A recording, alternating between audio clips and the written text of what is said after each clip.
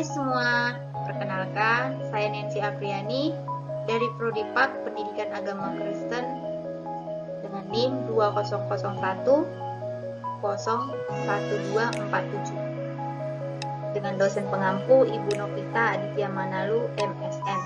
Di sini saya akan menjelaskan sejarah paduan suara. Sejarah paduan suara. Sejarah paduan suara sudah dimulai sejak 3000 tahun sebelum Masehi, semasa Yunani kuno, di mana mereka membawakan lagu-lagu pujian ke nisa-nisa Sumeria.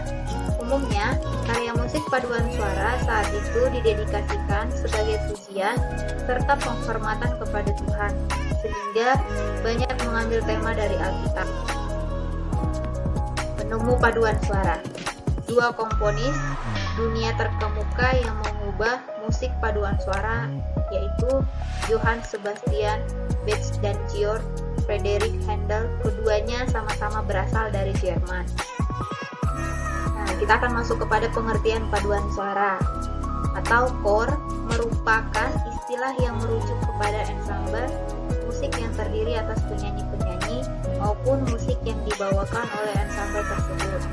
Umumnya, satu kelompok paduan suara membawakan musik paduan suara yang terdiri atas beberapa bagian suara. Nah, di sini ada jenis-jenis paduan suara. Berikut adalah paduan suara campuran, yaitu paduan suara wanita dan juga pria.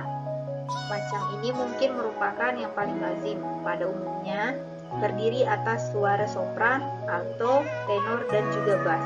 Sering disingkat sebagai SATB. Dinyanyikan oleh penyanyi bersuara bass tinggi.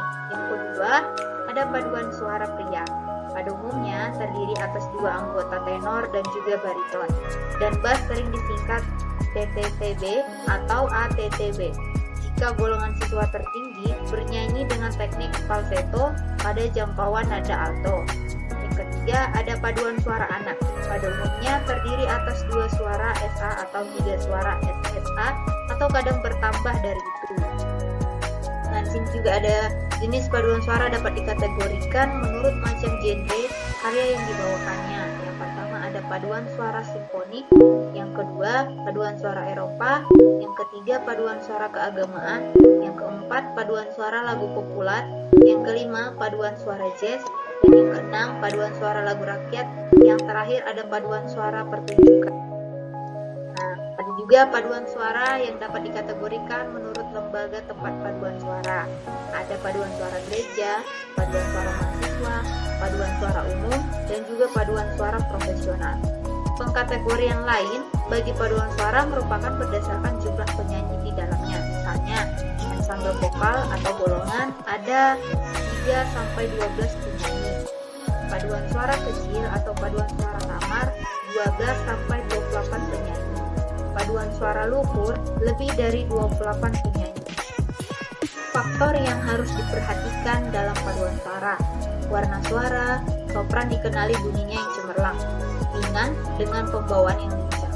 Sedangkan alto, warna yang agak gelap dengan bunyi yang dalam pada nada rendah serta pembawaan yang relatif berat.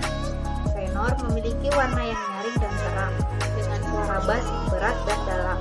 Keseimbangan suara atau balance, kepaduan suara atau blending. Setiap kelompok sopran, alto, tenor, bass merupakan suatu unit dengan suara yang padu, bulat, menyatu atau blend.